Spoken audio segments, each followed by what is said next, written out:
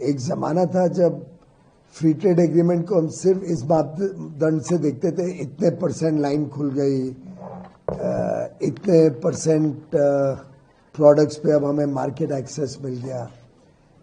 वैसे तो स्विट्जरलैंड ने लगभग 99% हमें सामान के ऊपर जीरो ड्यूटी दे दी है, शायद 99% से ज़्यादा ही होगा,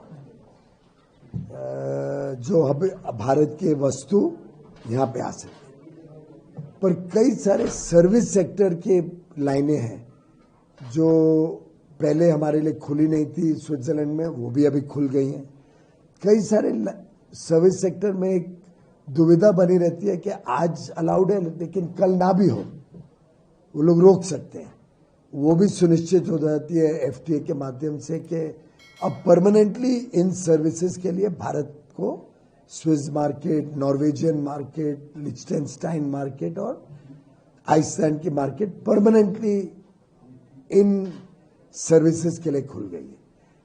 तो फायदा सबसे बड़ा जो फ्री ट्रेड एग्रीमेंट के आज के 21वीं सदी के परिप्रेक्ष्य में अगर देखें तो प्रेडिक्टेबिलिटी, कंटिन्यूटी और स्टेबिलिटी पॉलिसी की वो सुरक्षित हो जाती है कि अब बार बार बदलाव नहीं होगा, ये रेट अब फिक्स हो गया है। तो निवेशकों को दोनों तरफ के, भारत के भी कई लोग निवेश कर सकते हैं यहाँ पे आके और लाभ ले सकते हैं यहाँ के काम का, यहाँ के लोग भारत में आके निवेश कर सकते हैं। और मेरा आपने सुना भी अभी पहले बात करते हुए कि सबसे बड़ी बात जो भारत की बड़ी मार्केट है और हमारा टैलेंट, कौशल है, उसके कारण भारत में वही चीज जो स्विट्जरलैंड में 100 रुपए की होती है भारत में 15 रुपए की हो सकती है।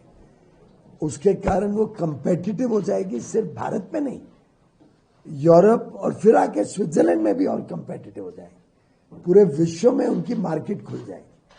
अगर एक उदाहरण दूं तो जेसीबी ब्रिटिश कंपनी है, 30 साल पहले भारत आई, तब तक जेसीबी यूरोप में ही ज्यादा बनाती थी। 30 साल पहले भारत आई, आस्ते आस्ते भारत की मार्केट ली, फिर आस्ते आस्ते कुछ प्रोडक्ट्स एक्सपोर्ट के लिए शुरू करे। अब ये स्थिति हो गई है कि 100 से अधिक देशों में भारत से एक्सपोर्ट करते हैं और 2014 से 25 का जो उनका सफर रहा उसमें तो ऐसे तेजी से बढ़े हैं और अब बोलते हैं कि हमारे पास दुनिया में और कोई जगह में इंटरेस्ट नहीं, हमें भारत से ही बना के पूरे विश्व में भेजना है।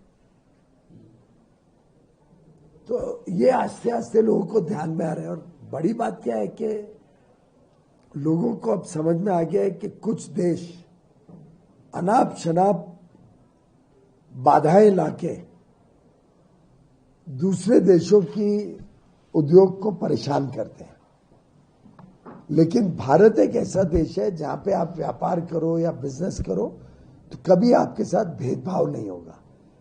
टोटल नॉन डिस्क्रिमिनेशन गारंटीड है भारत में। आप भारत में आके निवेश करो तो आप भारतीय कंपनी बन जाते हो। एक बार आप भारतीय कंपनी बन गए तो आपको कभी भी दूसरी कोई कंपनी के साथ भेदभाव का एहसास नहीं होगा। फॉरेन डायरेक्ट इन्वेस्टमेंट के लिए सरल रास्ते बने हैं। आप जब कमाई करते हो अगर भारत में काम करके, तो कमाई को आपको डिविडेंड देना है तो डिविडेंड दे सकते हो, कोई नई टेक्नोलॉजी लानी है तो रॉयल्टी दे सकते हो, आपको अधिक और निवेश करना है तो आपको पैसा वहीं रख के भारत में ही और ग्रो और एक्सपैंड कर सकते हो। और कई कंपनियां सालों साल तक वही पैसे को भारत में और इन्वेस्ट करती है क्योंकि इतना अच्छा रिटर्न मिलता है।